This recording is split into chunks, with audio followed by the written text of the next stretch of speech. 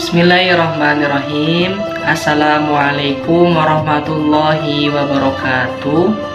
Alhamdulillahilladzi qad wafaqa lil ilmi khaira khalqihi walituqa hatta nahat qulubuhum dinahbihi famin azimi sya'nihi lam tahwihi amma ba'du.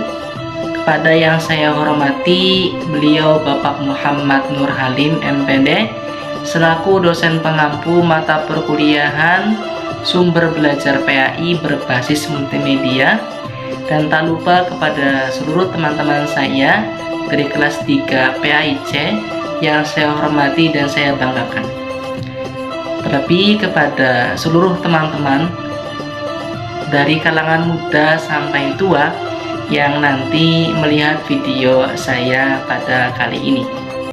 Perkenalkan, nama saya Rasif Mujahid Villa dengan NIM 224110402133. Sekarang saya kuliah di UIN Saizu Purwokerto, mengambil prodi Pendidikan Agama Islam.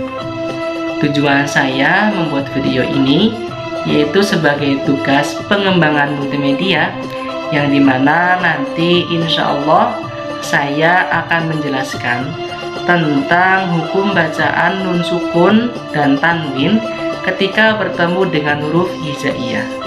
Nah, jadi nanti itu ada pembagian 5 hukum bacaan teman-teman.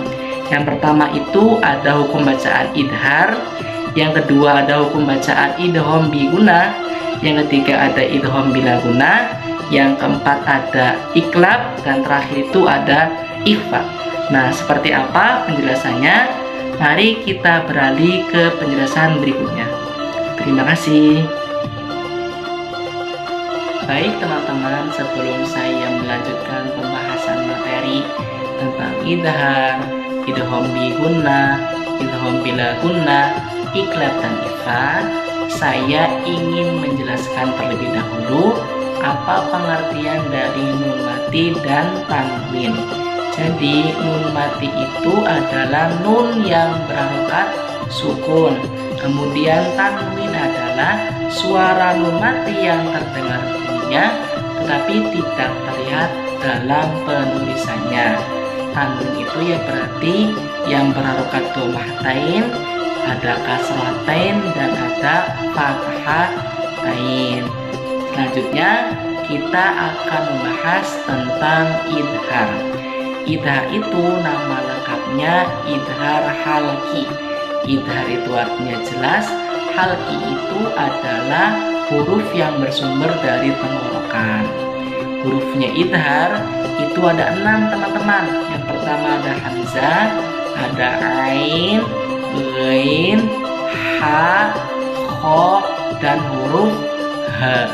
H besar gitu teman-teman. Nah, untuk rumusnya itu apabila teman-teman semua melihat ada nun sukun atau tanwin bertemu dengan huruf ke-6 tersebut, berarti tidak ada huruf hamzah, ain, ghain, ha, kho, dan huruf h. Nah, jadi apabila teman-teman semua melihat kok ada nun mati dan tanwin bertemu dengan huruf 6 tersebut, maka hukum bacaannya dinamakan hukum bacaan idhar. Saya ambil contoh satu yaitu pada lafaz an'amta. An'amta itu harus dibaca jelas karena di sana terdapat ada nun sukun bertemu dengan huruf ain. Huruf ain adalah salah satu dari huruf idhar. Yang kedua itu ada hukum bacaan yang namanya idgham bi gunnah. Idgham sendiri artinya memasukkan huruf satu ke huruf yang lainnya. Bi gunnah itu disertai dengan gunnah atau dengan dengung. Berdengung ya teman-teman. Huruf idgham bi gunnah itu ada 4 yang terkumpul dalam lafaz yanmu. Berarti ada huruf ya, nun, mim, dan huruf wawu. Contohnya itu ada pada lafaz famayyamal. Famayakmal dibaca idgham biguna teman-teman, karena di sana itu ada nun sukun bertemu dengan huruf ya. Huruf ya tersebut merupakan salah satu dari huruf idgham biguna. Yang ketiga itu ada hukum bacaan idgham bila gunnah. Idgham sama artinya memasukkan satu huruf ke huruf yang lain, tapi bila guna itu tanpa adanya dengung. Jadi perbedaannya idgham biguna itu dengan berdengung, tetapi idgham bila guna itu tanpa adanya dengung. Huruf idgham bila guna itu ada dua teman-teman, yaitu ada huruf la dan ada huruf ro. Contohnya itu pada lafaz mirrobbihim. Mirrobbihim dibaca idgham bila guna karena di sana ada nun sukun bertemu dengan huruf ro. Ro tersebut merupakan salah satu huruf dari idgham bila guna. Dibacanya tidak boleh berdengung, tapi tanpa adanya dengung. Kemudian yang keempat itu ada hukum bacaan iklab.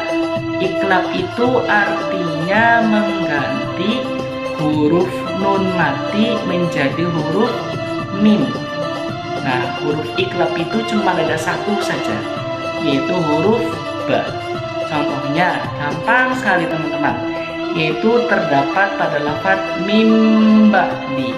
Jadi dibacanya mim ba'di, seolah-olah huruf nun matinya itu diganti dengan huruf mim, ya. Itu hukum bacaan yang keempat, namanya iklab. Kemudian yang terakhir ada namanya bacaan ikhfa. Ikhfa itu artinya samar-samar. Hurufnya ikhfa itu ada 15.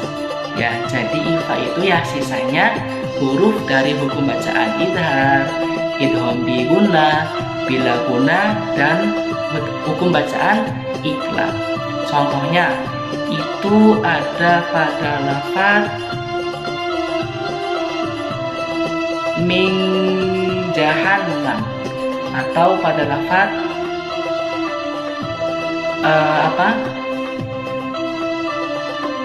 infiru, ya, infiru. Nah, itu terdapat ada nun sukun bertemu dengan huruf fa.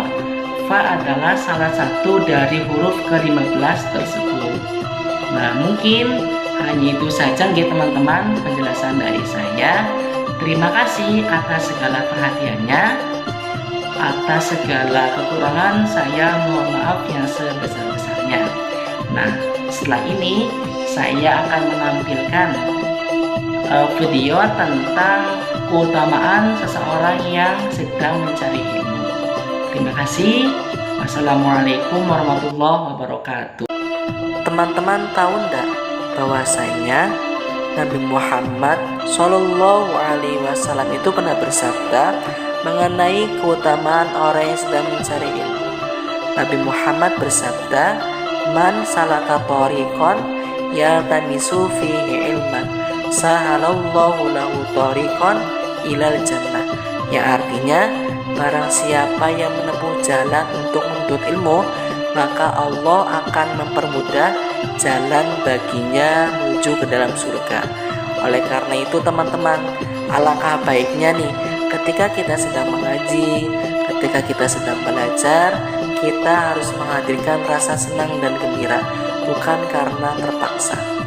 Kemudian orang yang sedang mencari ilmu itu adalah orang yang sedang berjuang di jalan Allah, yang insya Allah nanti akan dijanjikan surga.